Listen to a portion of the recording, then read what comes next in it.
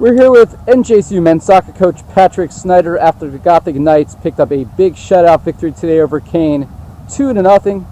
Pat, talk about the victory, what this means for your team going forward. Well, it's fantastic. I mean, we figured that we need 12 points to get in the playoffs, and we're halfway there right now. It's our two wins are against two teams that beat us last year. We hopefully continue to build on that, and it's probably the best defensive effort that we've put in the year and a half I've been here. It was great from all 11 guys on the field and the guys who came off the bench for us. Before we talk about the two goals, I did want to talk about the defensive effort led by two freshmen, actually, in Gabriel Freitas and Santiago Lopez-Correa, who really both limited the pressure in front of the net by the Cougars today. Talk about the play by your defense. Well, these guys, we talked about it yesterday. There's a lot of guys, they have a lot of attacking power. They have a lot of depth up top, and we were concerned with it, and we talked. Gabe and Santi both come from really good place in terms of their abilities. They were able to organize and keep the guys in front of them, which was a difficult task. They're guys that do, and a few of the other guys are just pacey and technical, so we just worked on it, and these guys really took to it and did a good job. What about Mohamed Kante and the other center midfielders who really helped control the tempo of the game, and especially Mo? And we're going to talk about his goal in a second, but just his ability to keep the backs out of any kind of trouble. Mo playing in front of the back four is great for us. It's a role that he excels at. His ability to play with the ball at his feet, and just he's just an all-out ball winner. For my money, he's got to be one of the best players in the conference, and his ability to win the ball and then distribute to Calvin and Marco, who are unbelievable on the ball themselves, along with Manny coming off the bench, and Carveloso and the other guys. They all do a great job feeding off of him and his excitement on the ball. Now the two goals. First goal in the first half was beautiful. Boubacar Diawara drove down the end line and just sent a perfect cross across the box and onto the running head of Andy Caban. Goal, he had absolutely no chance. Yeah, it's a guy like Andy just is always around the goal. He's in the box. He's always going to find a way to get something on the ball. And he could have had two more today, I felt like. But Booba, we've been working with him about getting down the line and just using his speed and natural strength to get the ball in, and paid off today. What about the exclamation mark goal by Mohamed Kante, about 30-35 yards? Keeper again, nothing he could do.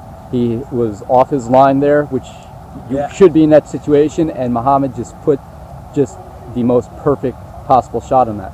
Yeah, I think there's a slight tinge of luck involved in it, but it was it was a great ball, and the goalkeeper's a pretty good player. He's a good, he's a freshman, he's been around for a while. To get that ball snuck in like that was huge for us, to give us that little bit of breathing room, in the second half.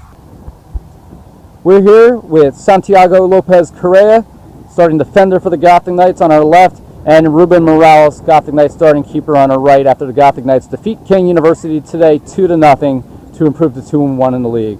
Now we'll start with Ruben, Gothic Knight keeper, NJAC Defensive Player of the Week 2 weeks ago. Your first shutout as a member of the squad.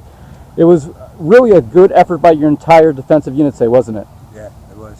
It was. I just want to give thanks, to all my defense. Without them, I can't. I wouldn't be able to keep that shutout. But I feel like it started from the forward and then led back, to me. There were very few really difficult chances on goal today, but you obviously did a good job, number one, cutting off crosses as they were coming across so they wouldn't become trouble. And then you had one really significant one-handed reach-back save. Do you remember that play, and what can you tell us about it? Yes, I do. I mean, I'm just in the back, have my defense's back. Whenever it happens, I got to come out big and make that save like that one right there. It's just one of the saves, one of the reactions, a little hard. I was there.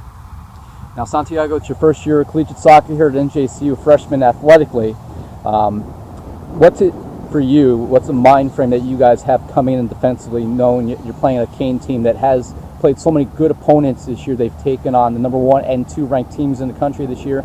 They beat the 14th ranked team.